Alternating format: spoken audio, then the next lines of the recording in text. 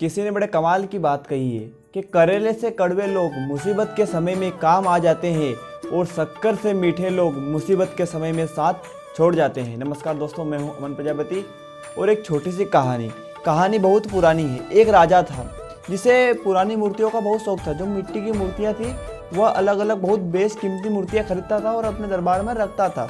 उन मूर्तियों की देखभाल करने के लिए उसने बहुत सारे सेवक रखे हुए थे। सभी सेवकों को समझाया जाता था कि इन मूर्तियों को यह बहुत कीमती है, राजा को यह मूर्ति अपनी जान से भी प्यारी है। सभी को ट्रेनिंग दी जाती थी। एक थोड़े समय के एक नया सेवक वहाँ पर भर्ती हुआ। अब जब नया सेवक भर्ती हुआ तो समझाया गया कि यह मूर्ति तुम बहुत कीमती, इनकी बहुत ध्यान से सफाई करना, और उस सारे नियम कायदे कानून समझाए गए। पर एक दिन ऐसा आया कि उसका गलती से उससे वह एक मूर्ति टूट गई। अब मूर्ति तो भाई मिट्टी की थी, टूटनी तो थी से। जैसे मूर्ति टूटी वो राजा को पता चला। अब जैसे राजा को पता चला कि उसकी एक बेशकीमती मूर्ति एक सेवक ने तोड़ दी है।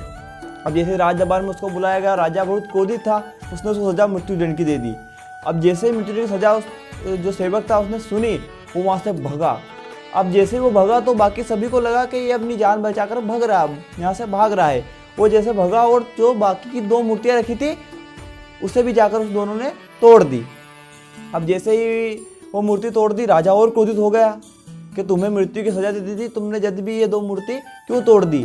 तो जो सेवक था उसने कहा कि मैंने सिर्फ एक मिट्टी की मूर्ति टूटी, मेरे से टूटी, तो आपने मुझे मृत्युदंड दिया। बाकी दो मूर्तियाँ भी तो मिट्टी की थी, कभी न कभी तो टूटनी ही थी।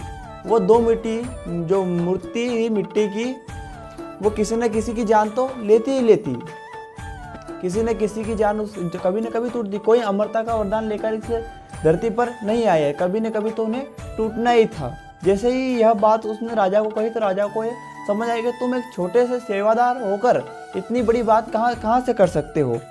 तो जो सेवादार था उसने कहा, जो सेवक था, कि मैं राज दरबार में नौकरी से पहले एक अमीर सेठ के यहाँ काम करता था।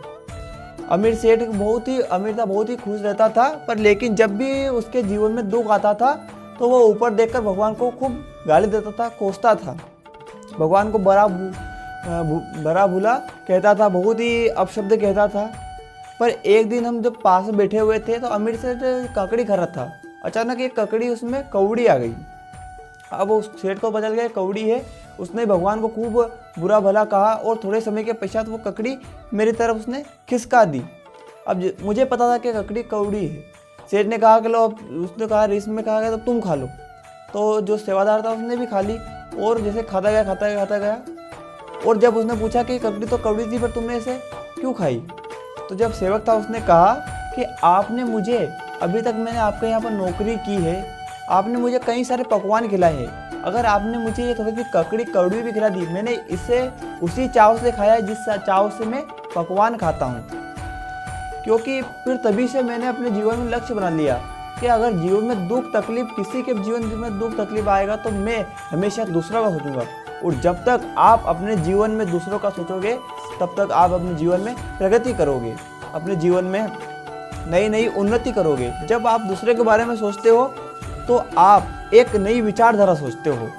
और अगर आप ऐसे ही जीवन में आगे बढ़ना चाहते हो तो आप दूसरों को भला करने के बारे में सोचो। अगर आप दूसरों का भला करोगे तो जीवन में आप उन्नति करोगे। जय हिंद, जय भारत।